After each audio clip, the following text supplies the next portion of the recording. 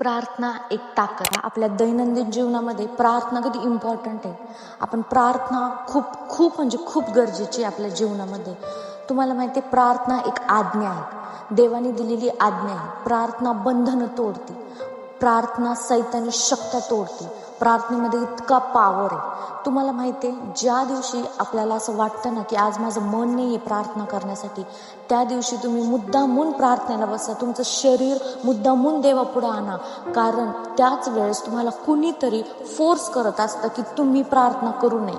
कारण तिथं एक सैतानाचा विचार असतो की तुम्ही प्रार्थना करू नये. तुम्हाला माहिती आहे, ज्यावेळेस तुम्ही गुडघे टेकताल त्यावेळेस प्रत्येक बंधनं तुटलं जातं.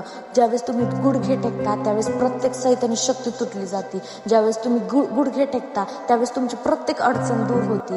तुम्ही पापात पडत नाही. ज्यावेळेस तुम्ही प्रार्थना करत नाही ना, त्यावेळेस त्या ठिकाणी पाप निर्माण होतं आणि तेच पाप आपल्याला अजून दुसऱ्या पापामध्ये घेऊन जातं. त्यामुळं प्रार्थना खूप गरजेची आहे आपल्या जीवनामध्ये.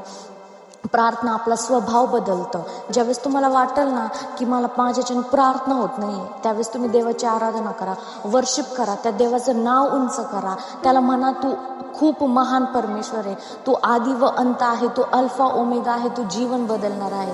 तुम्ही प्रार्थना करताना तुमचं मन शुद्ध व्हावं यासाठी प्रार्थना करा, आपला स्वभाव बदलावा यासाठी प्रार्थना करा, पवित्र आत्म्याचा बाप्तिस्मा व्हावा यासाठी तुम्ही प्रार्थना करा. बघा तुमची प्रार्थना किती पॉवरफुल होते, किती सामर्थ्य होते आणि प्रार्थनेद्वारे तुमचं जीवन नक्की बदलेल. तुम्हाला माहिती आहे, बायबलमध्ये वचन आहे, 1 थेसलोनिकरास पत्र 5 अध्याय 17 वचनामध्ये देव सांगतो की निरंतर प्रार्थना करा. जर वचन सांगतंय निरंतर प्रार्थना करा, याचा अर्थ काय, की ती आज्ञा आहे आणि ती आज्ञा आपल्याला पाळायची आहे. आणि छोटी आज्ञा सुद्धा आपल्याला पाळायची आहे. कारण बायबल सांगते, तुम्ही जर छोटी आज्ञा जरी पाळली नाही तरी तुम्हाला स्वर्गाच्या राज्यात प्रवेश नाही. त्याच्यामुळे तुम्हाला हे करणं गरजेचं आहे. प्रार्थना करा, तुमचं सामर्थ्य वाढेल. आमेन.